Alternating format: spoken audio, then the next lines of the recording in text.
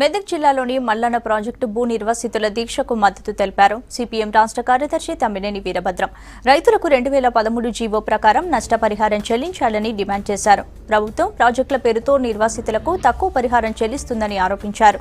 బాధితులకు సరైన న్యాయం చేయకపోతే రాష్ట్ర వ్యాప్తంగా దీక్షలు చేపడతామని హెచ్చరించారు.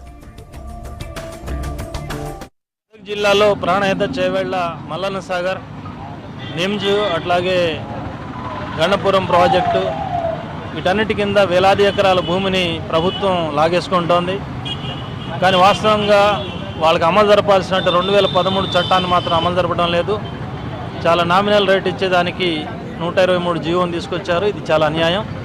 ఈ అన్యాయాన్ని వ్యతిరేకిస్తూ తమకు న్యాయం జరగాలని కోరుకుంటూ 2013 చట్టాన్ని అమలు చేయాలి, నిర్వాసితులకు చట్టబద్ధమైన పరిహారం ఇవ్వాలని చెప్పి డిమాండ్ చేస్తూ గత 6 రోజులుగా జిల్లా కేంద్రం సంగారెడ్డిలో నిరాహార దీక్షలు సాగుతున్నాయి.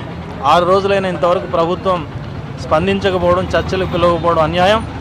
తక్షణమే చర్చలకు పిలవాలని, సామరస్యపూర్వక పరిష్కారాన్ని సాధించాలని, 2013 చట్టాన్ని ఎట్టి మినహాయింపులు లేకుండా అమలు జరపాలని CPM party Telangana committee demand చేస్తోంది. ప్రభుత్వం ఆ రకంగా వ్యవహరించకుండా రైతులని దౌర్జన్యంగా భూమి లాక్కోవడానికి ప్రయత్నం చేస్తే